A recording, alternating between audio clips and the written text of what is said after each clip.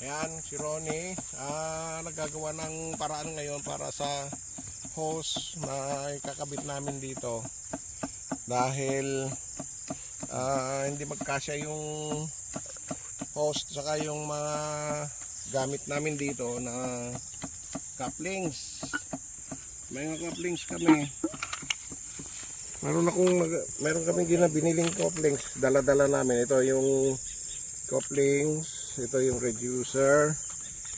At may malalaki. Ang problema, wala yung maliit. Di kami nakabili. So, ito ngayon ang posible namin gamitin na may dugtong yung itong hose na ito para dito. Ngayon, kung hindi magkasya yung mga couplings namin, gagawin kami ng paraan para idugtong na lang. Kaya meron nitong blue torch kung hindi kaya nung yung tinataga ni Ronnie doon. Yung tinutulisan. So mangyayari dyan, nagdala pa kami ng PVC cement para may dugtong doon. Meron ding aluminum tape. Ang problema ay susolve na lang namin muna sa mas madaling paraan. Gayahin namin si MacGyver para na maparaan naman ng mga Pinoy eh. So makikita na lang. Nasaan na yung tinulisan mo, Ronnie? Subukan ko lang DJ mo. Ayan, gagawin ni Ronnie ng paraan. Mas marunong silang magkaroon ng paraan eh. Oh. Ayan, sabi nila, ito na lang suggestion. Ayan. O, tingnan natin ha. Pukpukin mo ng konti ng Yan. O, yan o. Hindi na rin kailangan yung... Hindi na rin kailangan to. Yan na lang daw. Yan o. Susubukan niya yung dugtong. Dugtong na lang. Yun. Ayun o. May dugtong na. Nakita niyo na. Ayan na o. Okay. Pwede na. Pagkano ilalagay na namin ng tubig. Arin na lang. At talian mo muna ng goma. Saan mo lagay? Dugo na. At dugo na. Kalahati lang. Nasaan na sige mo? Sige mo. Nandun pa. Hinatin na yung kan.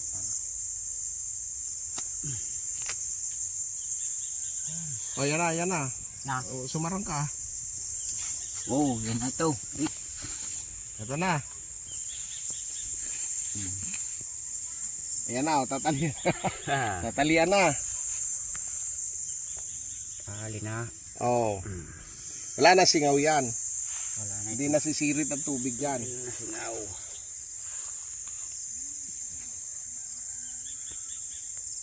Ayan o.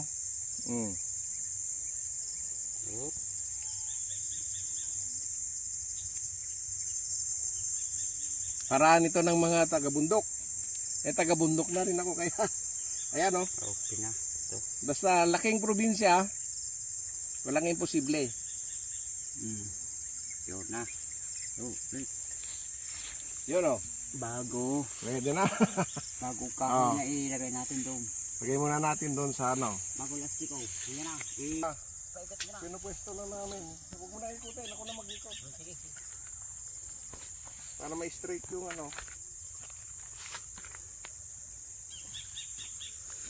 makita kung anong resulta. Okay. 1, 2, 3. Tusok po muna dyan. Makita natin kung ubra yung sprinkler. Okay. Moment of truth na ito.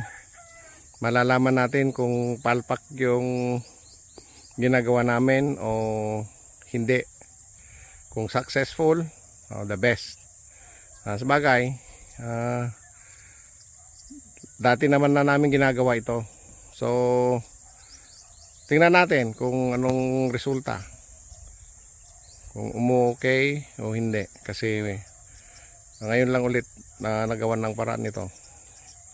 Dahil yung mga iba naming sprinkler dati na ginagamit sa lansones nung maliliit ay hindi na pwede magamit ngayon, nasira na sila.